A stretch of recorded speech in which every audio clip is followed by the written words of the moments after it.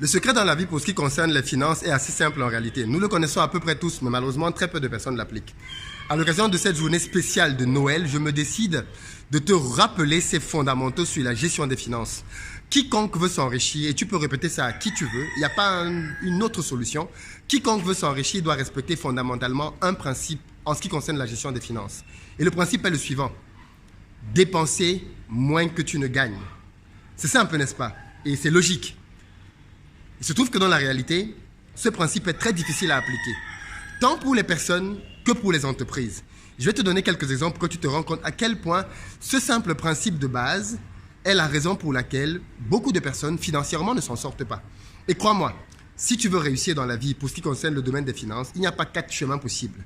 Dépenser moins que tu ne gagnes. Alors, prenons justement une entreprise que beaucoup d'entre vous connaissent, Cdiscount, qui est une entreprise qui finalement est assez connue à l'international. Cdiscount est arrivé au Cameroun il y a de cela quelques années et très peu de gens savent même que Cdiscount a finalement fait faillite et a refermé ses portes.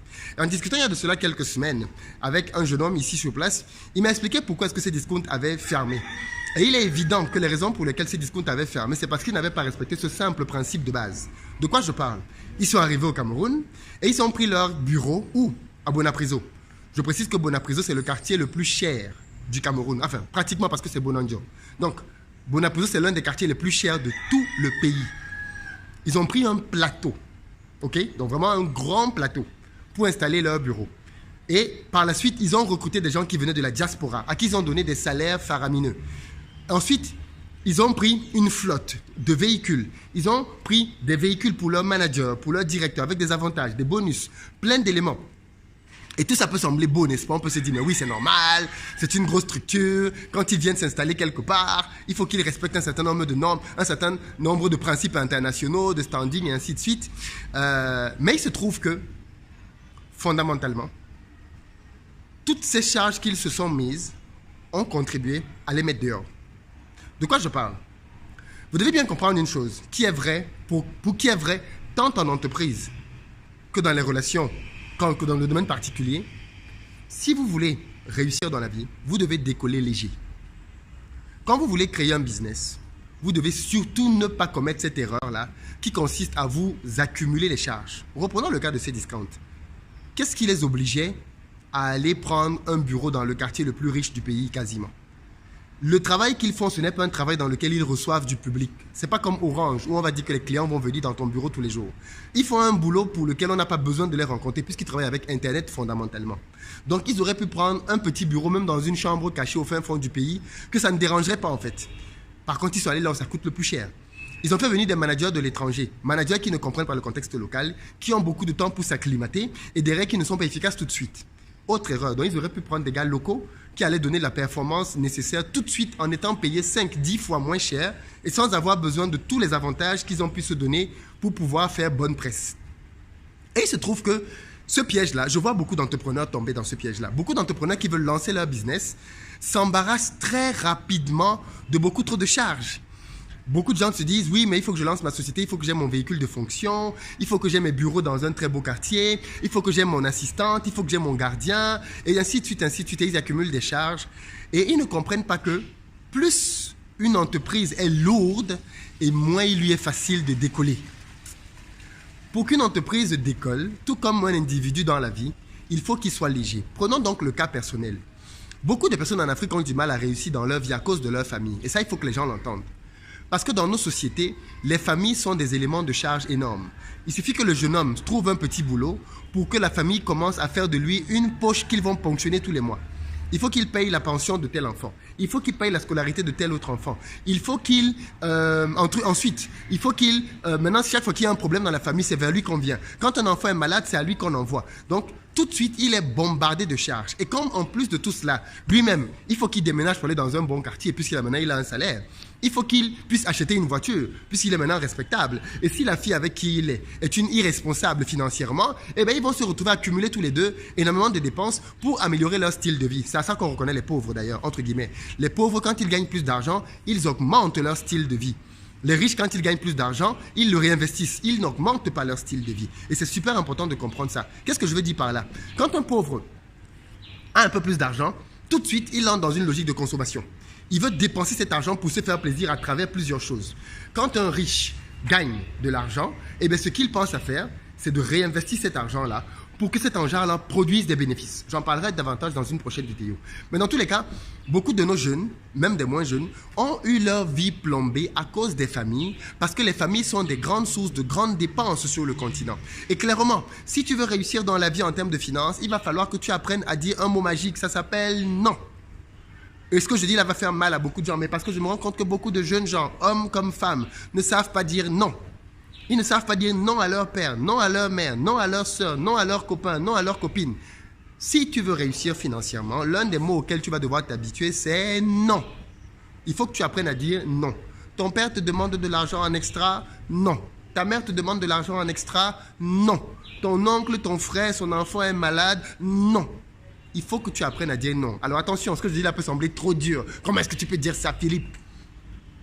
Vous savez, le problème de beaucoup de gens, c'est parce que vous n'avez pas vécu certaines choses. Que vous êtes encore très naïf par rapport à la vie. Mon père a déjà discuté ça ici à plusieurs reprises, ok? Moi, j'ai vécu avec un homme qui a beaucoup souffert dans la vie. Un homme qui a souffert parce qu'à un moment donné, il était au top. Il était super riche. Et après, il est devenu complètement down. Et l'une des raisons pour lesquelles mon père est devenu complètement down, c'est parce qu'il n'a pas su gérer son argent.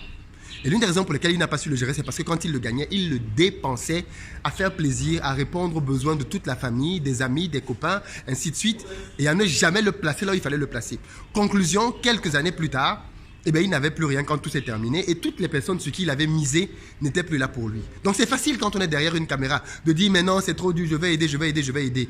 Primo, depuis que tu appliques cette stratégie, où est-ce que tu en es dans tes finances personnelles? Non, mais c'est vrai, il faut se poser la question honnête. Depuis que tu appliques cette stratégie, où est-ce que tu en es dans tes finances personnelles? Je ne suis pas en train de dire qu'il ne faut pas aider la famille. Je dis qu'il faut avoir un budget proportionnel d'aide. C'est-à-dire que si je touche, par exemple, je dis n'importe quoi, 100 000 francs, je peux décider que 10% de mes revenus vont aller à ma famille. 10%, pas 20, pas 30. 10%. Et si je ne parviens pas à maintenir cet équilibre de donner uniquement 10%, eh bien, il se trouve que c'est ma propre vie que je mets en danger. Parce qu'il faut bien comprendre que si je ne parviens pas à nourrir ma famille comme il faut, eh bien, demain, je suis coupable parce que j'ai voulu aider le monde entier et je n'ai pas pris soin de ceux de qui j'avais une responsabilité directe. Et c'est super important de comprendre ça. Et donc, mon exhortation ici, c'est simplement de dire aux uns et aux autres, si vous voulez réussir dans la vie, que vous soyez en société ou à titre personnel, diminuez vos dépenses. Et il se trouve que quand on est en société, quand les gens commencent à gagner de l'argent, ils ne savent pas s'humilier. À titre personnel, je vais vous donner quelques secrets.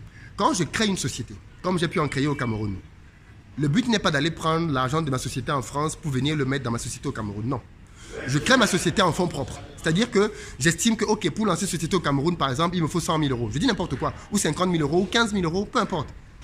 Je prends de cet argent-là dans mes finances personnelles parce que je décide, par exemple, que je veux créer cette société comme une société indépendante des précédentes. Et une fois que je décide donc de faire ce calcul-là, et bien avec cet argent-là, je lance la société. Par contre, je ne fais pas l'erreur de ces discounts. C'est-à-dire que je ne crée pas une société qui va avoir beaucoup de charges au début. Ce n'est pas l'objectif. Mais vraiment pas l'objectif. Je diminue au maximum les charges. C'est-à-dire que si, par exemple, je dis n'importe quoi, au début de la société, un véhicule n'est pas indispensable, je n'en achète pas un. Et si j'en achète un, il ne sera certainement pas neuf. Il sera certainement ancien et il sera pratique. L'objectif, une fois de plus, est d'avoir les charges les plus légères possibles. Mais vraiment légères. Et ce n'est qu'avec ce type de mentalité-là que tu vas bâtir quelque chose qui va pouvoir grandir. Parce que quand tu crées une société, il faut qu'elle puisse apporter de l'argent assez rapidement. Donc le but n'est pas d'y injecter un maximum de sous. Le but, c'est de la rendre légère. Et le parallèle est vrai pour la vie personnelle. Donc si tu veux réussir dans tes finances personnelles pour l'année qui est en train d'arriver là, le secret, il est simple. Diminue ton style de vie. Je ferai d'autres vidéos dans lesquelles on va reparler de ça.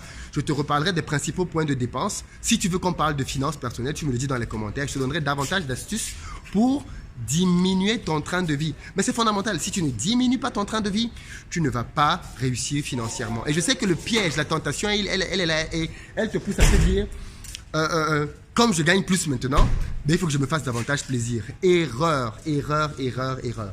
Et cette erreur-là, malheureusement, beaucoup trop de personnes la font et le payent cash, clairement cash. La vie, ce n'est pas une course de vitesse. C'est un marathon. Et j'ai vu tellement de personnes se griller les ailes parce que soi-disant, elles voulaient se faire plaisir beaucoup trop rapidement. Et aujourd'hui, c'est comme la cigale et la fourmi. elles se sont fait hyper plaisir. Et maintenant que les autres qui avaient patienté pour bâtir petit à petit leur patrimoine commencent à en profiter, eh bien les autres sont à la rue tout nus et sont à la merci de tous les problèmes possibles. C'est une équation qu'il ne faut surtout pas répéter. Et si en 2021, tu veux que tes finances s'améliorent, alors tu as intérêt, mais vraiment intérêt, à te poser la question de quels sont les domaines de ma vie dans lesquels je suis dans le superflu. Et tu vas te rendre compte que dans beaucoup de choses, tu dépenses beaucoup trop d'argent qui n'est pas indispensable, que tu peux économiser et qui vont faire une véritable différence dans tes finances. Voilà ce que je voulais te partager très rapidement dans cette vidéo. Si le domaine des finances personnelles t'intéresse, je te donnerai d'autres conseils dans les prochains jours parce que je crois que quiconque ne sait pas gérer ses finances personnelles ne saura pas gérer les finances de son entreprise. Et clairement, il ne sert à rien d'être une passoire. Parce que quand on est une passoire, peu importe la quantité d'eau que l'on va verser, tu la perdras. À très bientôt.